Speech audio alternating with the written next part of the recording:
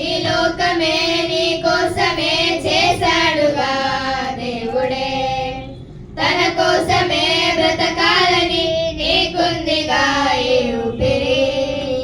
కొద్ది కాలమేగా నీవు బ్రతకగలవు, వెళ్ళిపోతావని నీకు ముందు తెలుసు.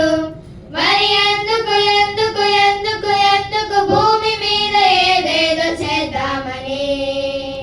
పద ముందుకు ముందుకు ముందుకు ముందుకు తండ్రి అయిన దేవునిని చూద్దామని.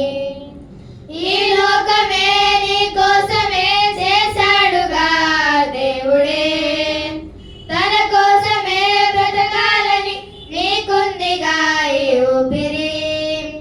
సుఖ సంతోషాల కోసమే సమకూరుస్తున్నావు, చివరికి సోమరులైన వారికే వదిలి వెళ్ళిపోతున్నావు.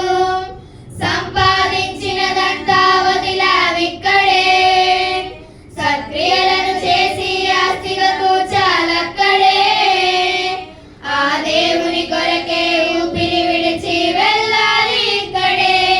నీరాకకై ఎదురు చూస్తున్నాడు తండ్రి అక్కడే. మరి ఎందుకు ఎందుకు ఎందుకు ఎందుకు భూమి మీద ఏదేదో చేద్దామని. పద ముందుకు ముందుకు ముందుకు ముందుకు తండ్రి అయిన దేవునిని చూద్దామని.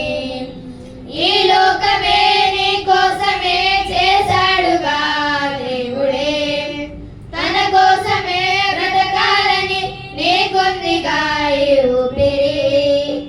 మరణిస్తే భూమిలోనే ధైర్యమై తిరగవు, మనిషి చనిపోయిన తన ఆత్మను భూమి మీద ఉంచడు.